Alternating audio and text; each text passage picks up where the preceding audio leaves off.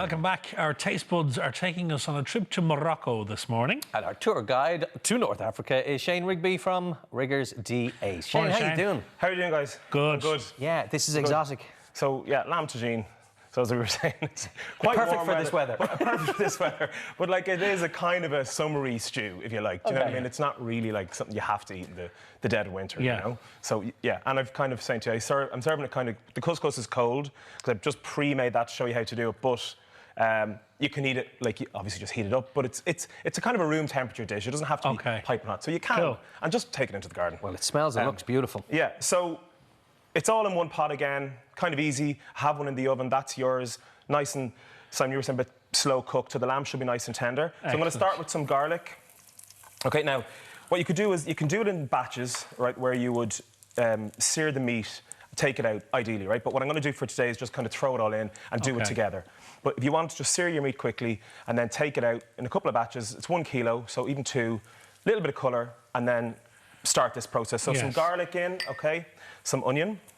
So I have a fairly high heat because I want to get a, you know, I want to show you the kind of cooking process on this, okay? Red onion, is it? So red onion, you can, white onion or red onion, but red is kind of nice for this kind of dish. Okay. Because it's kind of Spanishy and North African, as you say. So get that going. Okay, so I'm going to throw the lamb in straight away. So, as I say, you can have quite a high heat because that's going to bring the temperature of your pot right down. And you want to get a bit of brown on it. What cut of lamb do you have? So we'll try it up. So this is actually to my local butcher's in Inchicore, and I just got a mix of, he had some shoulder and some leg, but chuck or anything like that. Great. Diced up, okay? So nice high heat. We're going to throw that around. That's going to help your garlic not burn, you know, as well, and then get a bit of brown on the meat. So you want that kind of fast, right? Do you possess a tagine at home? I do. Do you? But I have to be... Do you cook with it? I do. Like, I have to be honest, not all the time. Yeah, okay. Like, I kind of do, like, the big crock pot or cast iron. So tagine is actually the bowl or the... It's the vessel that you Tagine cook is it the in. vessel, yeah. Gotcha. With the pipe and the middle bit, so the steam comes out and it's kind of... You know, it looks like a little triangle. Yeah, and has like a chimney on the top. Yeah. Tagine. Some celery into that, okay? And I'm going to throw in some apricots. On the recipe, I said you can use apricots or dates, okay, whichever you prefer. Apricots gives you a nice jammy sweetness to it. I actually forgot to mention olives. I put olives in mine. You don't have to, but I like the saltiness against the sweetness of the apricots. So throw that in, and then give that a mix around. Okay. Nice. And then what you want to do is put in your spices then. So we have cumin, turmeric, ginger, smoked paprika, and coriander. Coriander. And cinnamon. So the 6 kind of classic spices in there. Okay. So I do it this way because you want to let your meat cook a little bit first, and then your spices go in and they don't burn, right? Okay, so where's our liquid coming from? What are we? Liquid now. So I'm going to put in some tomato paste. Beautiful. Just to thicken the sauce. I have some stock. Any stock at all? You can use veg stock or chicken stock. Okay. I probably wouldn't use beef, so chicken or veg. Okay, so that's naturally going to bring it right down. That'll come up to a bubble. I have this on a really high heat, as I say. Okay, so that's going to come up, and then some tin tomatoes. All right. Lovely. So a squeeze of honey. And you're going to do this in the oven then for a couple of hours, is it? Do this in the oven for about, like, even some seasoning, and 2 hours in the oven, even 2.5 hours. So it's not like a 4-hour, 5-hour job. Not too long, So just give that a really good mix, and then I like to just throw a little bit of lemon zest in as well for a little citrus. So you've got sweet, salty, a bit of citrus. You've all the flavours. Okay. So as I say, that's your one. That's exactly the dish. So go ahead. I'm going to throw this in the oven. So what temperature do you cook it at? About 200. Okay.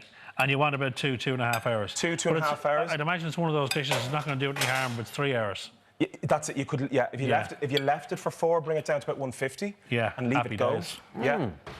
So then that's... How's it, Edo? Silence has descended. Good. Amazing. So that's your dish there, okay? So your lamb should be meltingly soft. What I've done with the couscous is people have a fear of couscous, right? So that goes into the oven then. And then with your couscous, so I have one here that I've just prepared, right? So put your... I do about 1.5 to 2 times water. I think 2 times is twice water is a little bit much. Too much, yeah. Makes it a bit sloppy. So you just put it in. I've put some pine nuts, which you have on top of your dish there. Yeah. I've put some mint and some parsley and some lemon and a little bit of stock. So to 500 grams of couscous, I have 750, 800 of water. Of hot stock. Okay. And the stock flavours it. And then I have the lemon and the herbs in there. And then it should just, and it just flakes perfectly. Look at that. Okay, and then that's it. And then that gives you a good yield. So like that really does, doesn't it? Yeah, that's 1 pack, 500 grams. So that'll feed 6. And perfect in the fridge for salads and stuff for tomorrow. So there you go. So I did give you something that you can actually eat in the hot weather. But like sliced tomato or cucumber and tomato salad, some rocket, and then that, a little bit of olive oil, lemon juice, then perfect. And the crunch of the pine nuts is lovely with the couscous. It's nice, and it's meat soft. The lamb is so tender. Yeah. So tender. Yeah. It's beautiful. So it's an easy one, and then that's it. Because I wouldn't be a fan of fruit. No. But the apricots are nice in there. Yeah, I'm not either. So I don't put too much in it. And just a tip, it's classic with the apricots. Yeah. I like dates in it because I do think you need that like jammy sweetness in it. But the dates I find are a bit more rounded and caramelly, whereas the apricots are like more marmalade-y. Gotcha. So okay. A lot of people like the apricots. Dates are a really good substitute. Okay, and the honey just for that extra sweetness. And the honey just for that little bit of kick. But I'm like Simon, I'm the same. I don't love sweet in my savoury food, but you need a little bit of that. There's a perfect mix Lamb of it in there. tagine for breakfast. Some people said it would never catch on. Well, there you go. We can... Thank you, Shane. Cracking say as it always. works. Full Thanks, details guys. are Cheers. up on our website. Of course, Riggers D.8 is open for outdoor dining. If you call in and you see Shane in real life, I mean, look at him. Go and see him. Thanks, Shane. Thanks as guys. always. Cheers.